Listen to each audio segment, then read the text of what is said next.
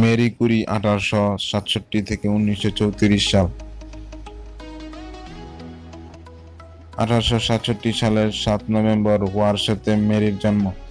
বাবা ক্লোদোভস্কা ছিলেন কৃষক পরিবারের সন্তান, কিন্তু নিজের প্রচেষ্টায় তিনি উচ্চশিক্ষা লাভ করে ওয়ারশ হাই স্কুলে পদার্থবিদ্যার অধ্যাপক হন। মেরির মা ছিলেন একটি মেয়েদের স্কুলের প্রধান শিক্ষিকা, এছাড়া খুব ভালো পিয়ানো বাজাতেন। 4 বোনের মধ্যে মেরি ছিলেন সর্বকনিষ্ঠ। অকস্মাৎ তার পরিবারের উপর নেমে এলো দুর্যোগের ঝড়।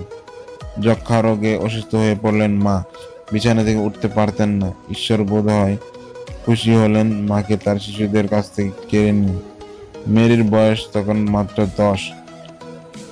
পোল্যান্ড তখন জার শাসিত রাশিয়ার অধিকারে। পোল্যান্ড জুড়ে শুরু হয়েছে স্বাধীনতা আন্দোলন। গোপনে এই আন্দোলনে সহায়তা করবার জন্য স্কুলের চাকরি হারাতে হলো মেরির বাবাকে।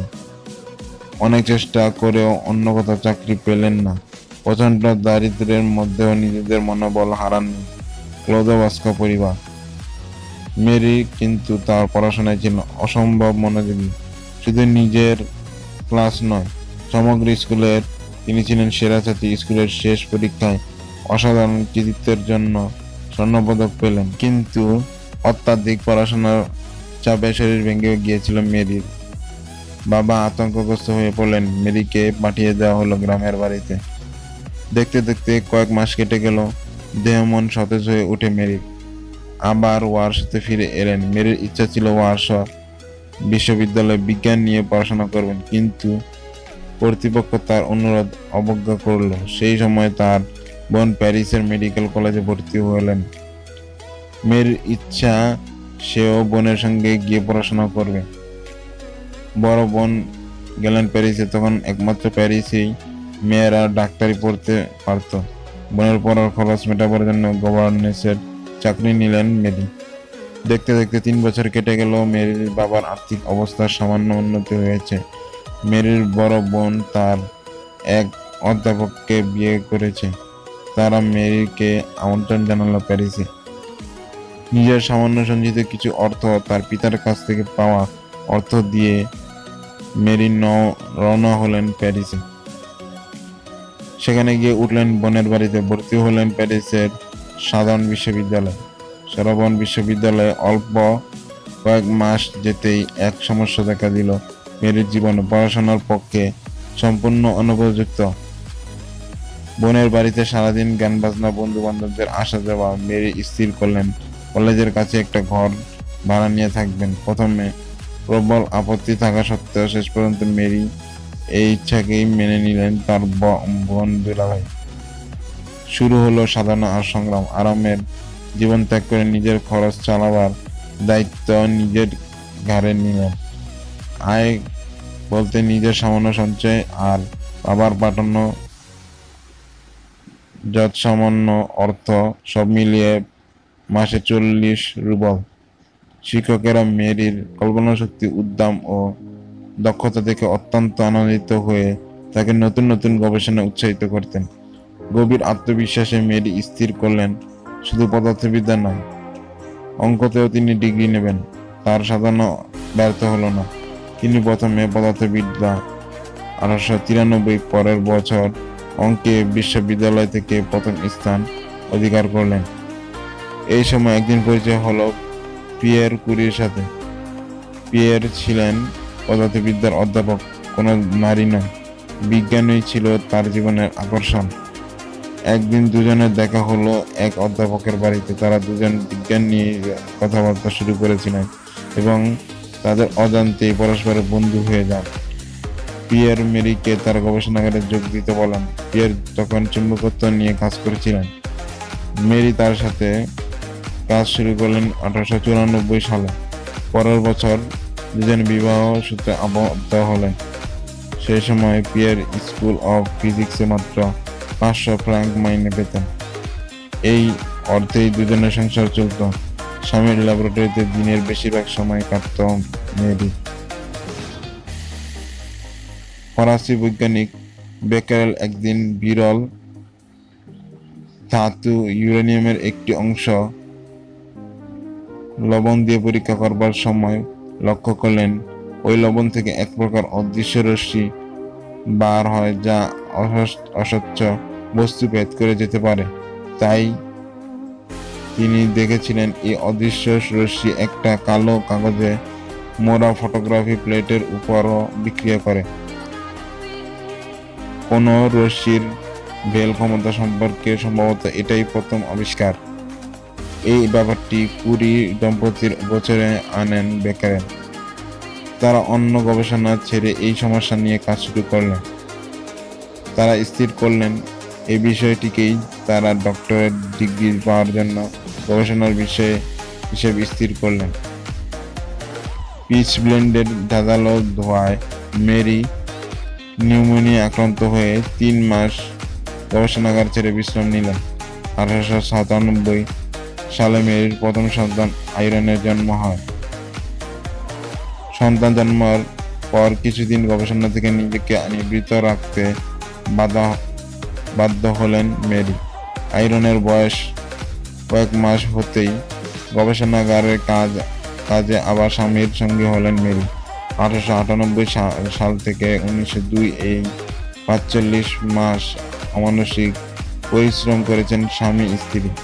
দিনমজুরের মতো খাটতেন মেরি। আটচালার নিচে তার স্বামী নানা পরীক্ষা নিরীক্ষায় ডুবে থাকতেন। প্রথমে তার ভেবেছিলেন পিচ ব্লেন্ডের মধ্যে শতকরা 1% অন্তত অদৃশ্য বস্তুটি পাওয়া যাবে। এখানে সেসব চিন্তা কোথায় হারিয়ে গেল। নতুন পদার্থের তেজস্ক্রিয়তা এত বেশি যে অশোধিত আকারের মধ্যে তার অতি সামান্য পরিমাণে উপস্থিত সত্যি বিস্ময় জাগত। মূল আকারের সঙ্গে এমন অবিচ্ছেদ্যভাবে মিশে আছে যে সেই ক্ষুদ্র জিনিসটি উদ্ধার করাই হলো কঠিন কাজ।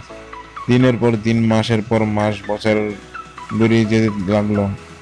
পিয়ের মেরি হতাশ হলেন না। সেই অদৃশ্য পদার্থ তাদের মুগ্ধ করেছে।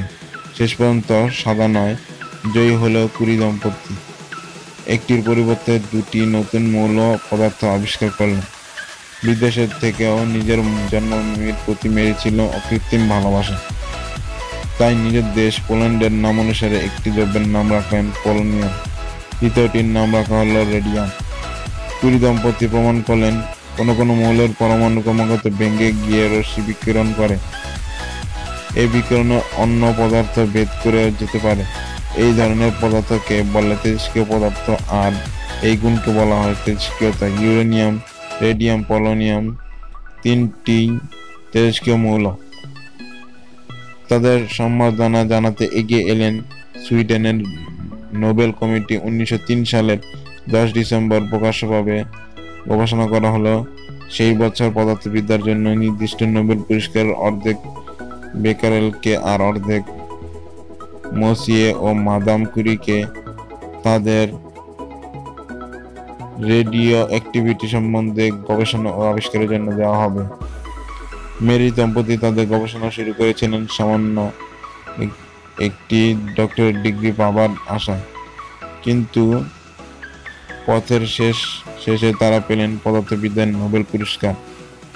প্রচলিত নিয়ম এটাই যে নোবেল পুরস্কার বিজেতাদের পুরস্কার গ্রহণ করতে হয়, কিন্তু কুরি দম্পতি তখন এতখানি অসুস্থ হয়ে পড়েছিলেন যে সুইডেনে যাওয়া সম্ভব হয়নি। নোবেল কর্তৃপক্ষের তরফে ফ্রান্সে এসে তাদের পুরস্কার দেওয়া হলো। এই অসাধারণ সম্মান পেয়েও কুরি দম্পতির জীবনধারার সামান্যতম পরিবর্তন হলো না। নোবেল প্রাইজের অর্থ দিয়ে প্রথমেই তারা গবেষণা চলাকালীন ঋণ পরিশোধ করলেন, অবশিষ্ট অর্থ গবেষণার জন্য ব্যয় করলেন। 1904 সালে পিয়ের কুরিকে সরবন বিশ্ববিদ্যালয়ের অধ্যাপক নিযুক্ত করা হলো এবং গবেষণাগারের ভারপ্রাপ্ত হলেন। মাদাম কুরিকে তার সহকারী হিসেবে নিযুক্ত করা হলো। এই সময় কুরি দম্পতির কাছে প্রস্তাব এলো রেডিয়াম নিষ্কাশনের পদ্ধতিতে পেটেন্ট নেবার জন্য। কুরি দম্পতি যদি পেটেন্ট নিতেন তাহলে বিশাল অর্থের মালিক হতে পারতেন, কারণ 1 গ্রাম রেডিয়ামের মূল্য তখন $1,50,000। কিন্তু তাদের আবিষ্কৃত পদার্থ থেকে অর্থ উপার্জন করতে রাজি হলেন না। তারা বললেন রেডিয়াম আবিষ্কার হয়েছে মানুষের কল্যাণের জন্য, তাই তা সমগ্র পৃথিবীর উদ্দেশ্যে উৎসর্গীকৃত।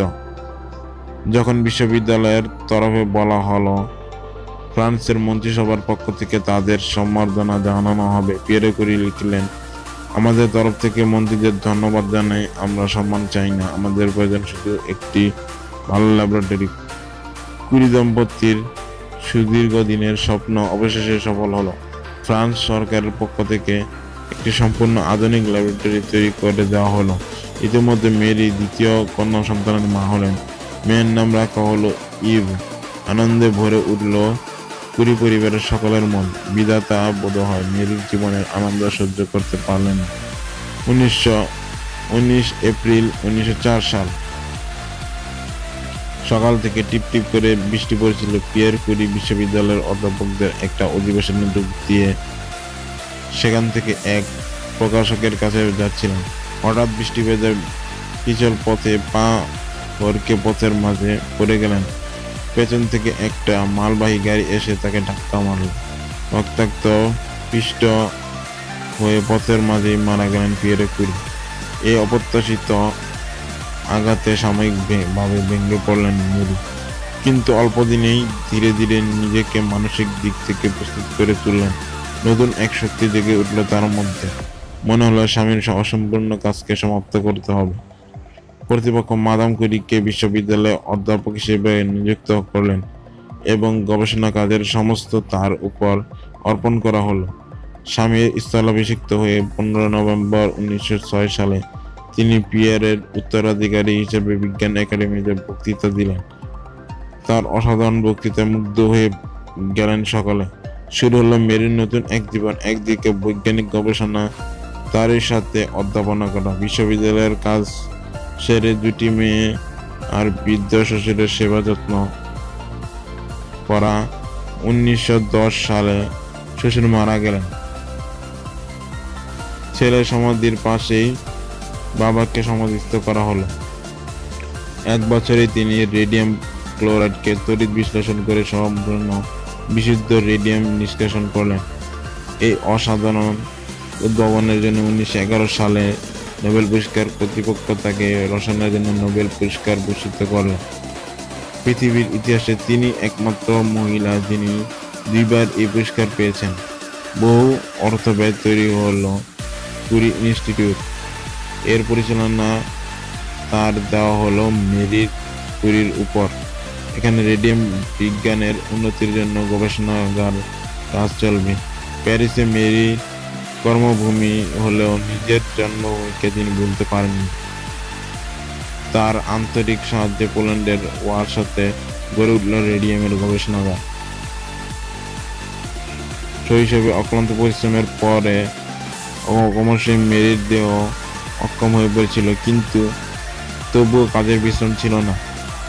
দিন অতিক্রান্ত হচ্ছিল, ক্রমশই চোখের দৃষ্টি ক্ষীণ হয়ে আসছিল মেরির, কিন্তু ল্যাবরেটরি ছেড়ে ছুটি নেবার দিন ক্রমশই এগিয়ে আসছিল। আর মনের মধ্যে কোনো দুঃখ নেই, বিষাদ নেই।